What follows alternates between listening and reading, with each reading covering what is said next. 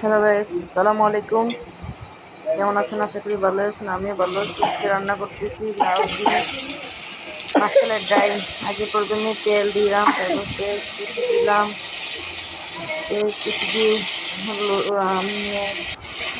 রসুন বাটা এবং আদা বাটা একটু দিলাম। হলুদ মরিচ ধনিয়ে সবগুলো একসঙ্গে দিয়ে তারপর নেড়ে ছেড়ে দিলাম। নেড়ে ছেড়ে দিয়ে তারপর মাছগুলো, ওই মাছের মাথা দিয়ে রান্না করতেছি।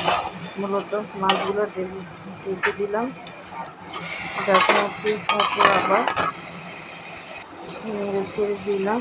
আবার লাউগুলা এখন কচি গাছের লাউগুলা ঢেকে দিলাম। মোহাম্মদ হারাইব, ঝুল দিয়ে দিলাম। তারপর আবার করলাম এই মাসকলাই ডাইলগুলো গুলিয়ে রাখলাম। ডালগুলো একটু সিদ্ধ হয়ে গেলে, হাফ সিদ্ধ হয়ে গেলে তখন মাসকলাই ডালটা তার সঙ্গে অ্যাডজাস্ট করে নিলাম। তারপর যখন এইভাবে বলো আসলো তারপর কাঁচামরিচ দিয়ে দিলাম, জিরার গুঁড়ো দিয়ে দিলাম। জিরার গুঁড়ো দিয়ে একটু নাড়ে ছেড়ে দিলাম যাতে নিচে না লাগে, পাতিলের চুলায় নিচে না লাগে। তারপর ধনিয়া কুচি দিয়ে দিলাম। ফাইনালি দেখে নিচ্ছি আমার তরকারিটা হয়ে গেছে। তোমরা আমার ছোটো প্লেসটা লাইক কমেন্ট করতে শেয়ার করতে ভুলবেন না। আল্লাহ হাফেজ।